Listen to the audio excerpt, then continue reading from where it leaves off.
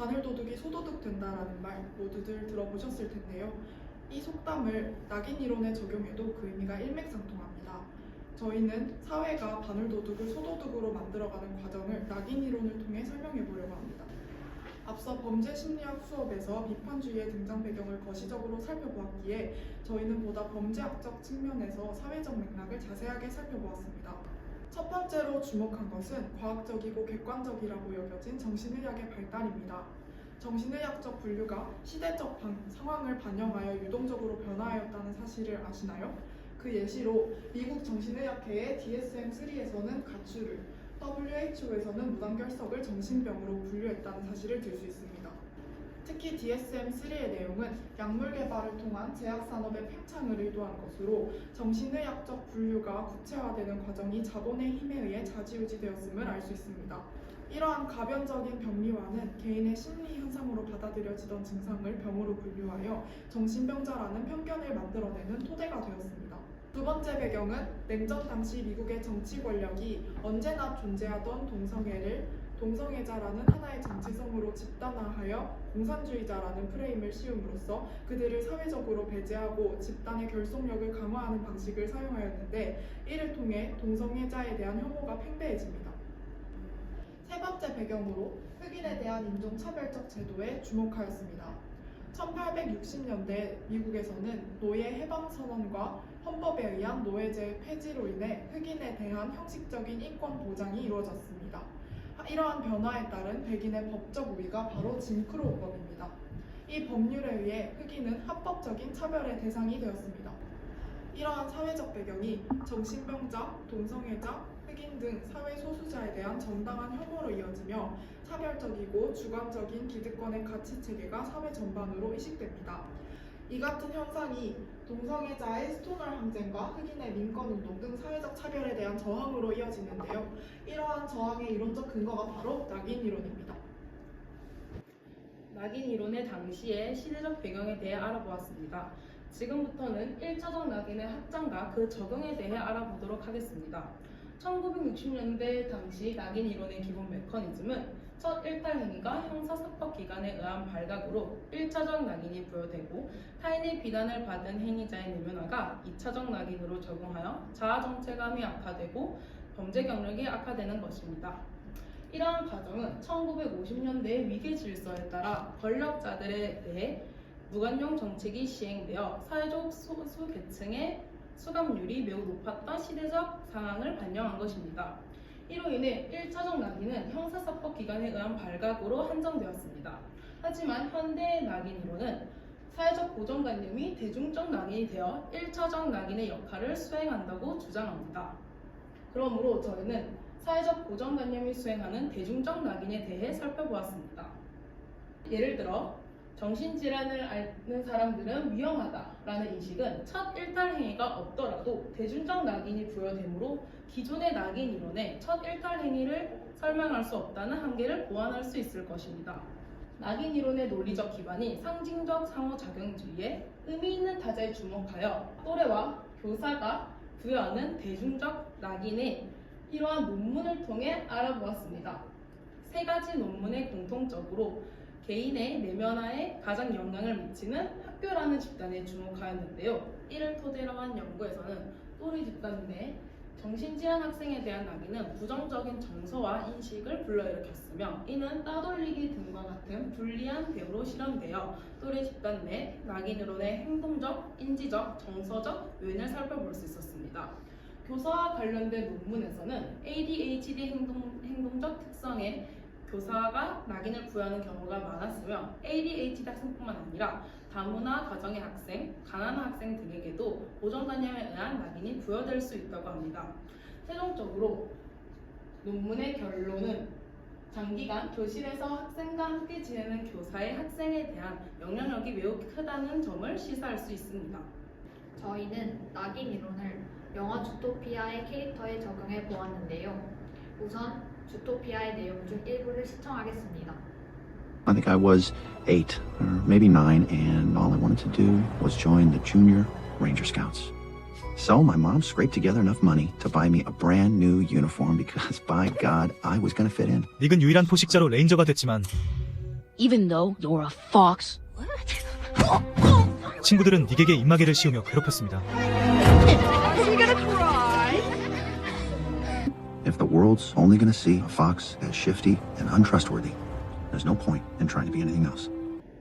닉은 영화 초반에 여우가 교활하다는 편견을 받아들이고 보이는 모습에 맞추어 살아가는 사기꾼으로 묘사됩니다.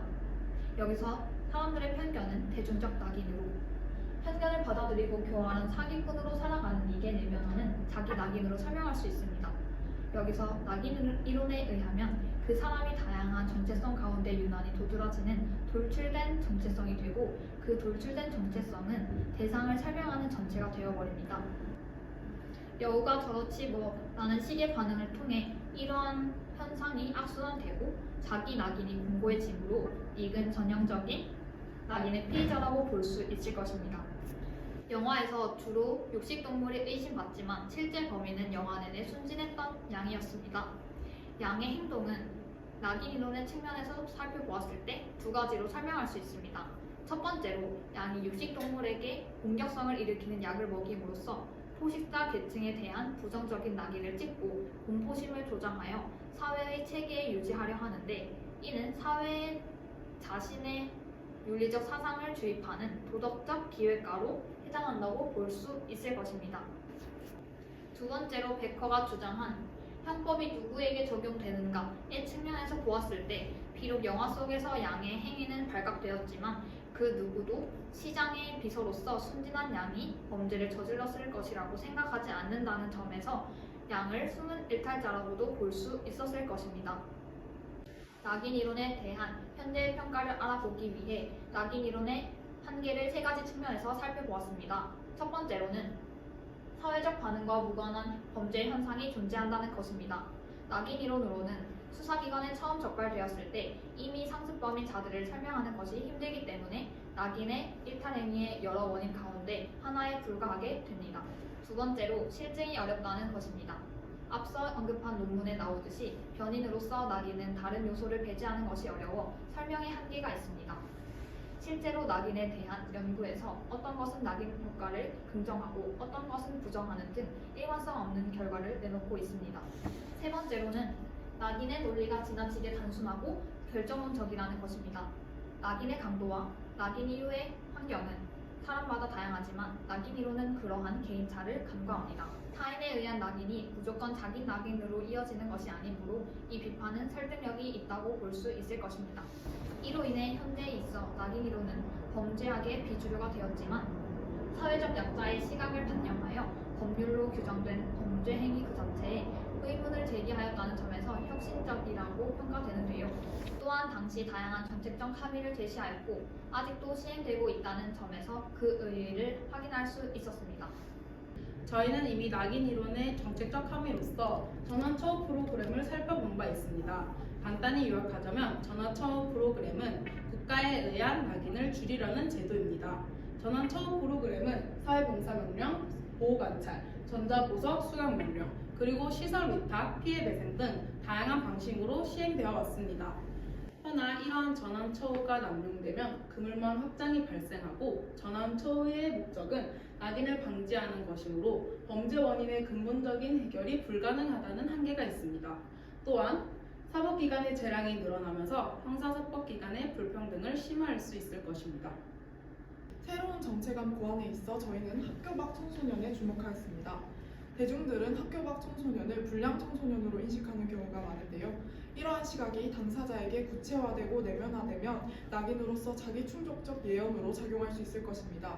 하지만 학교 밖 청소년은 가정의 열악한 환경과 학교 부적응에 의한 경우가 많으므로 그들을 가해자로만 여기는 시선은 잘못된 것입니다.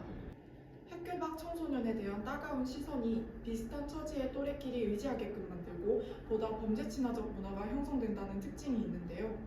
이들의 문제점은 첫 번째로 학교 밖 청소년을 올바르게 인도할 어른이 부재한다는 것입니다.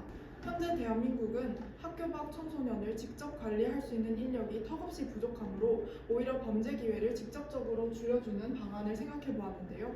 학교 밖 청소년에 대한 교육 임금제는 청소년을 유기견 보호센터나 도서관에서 일하게 하고 해당 기간 동안 교육과 급여를 제공하는 방안인데요.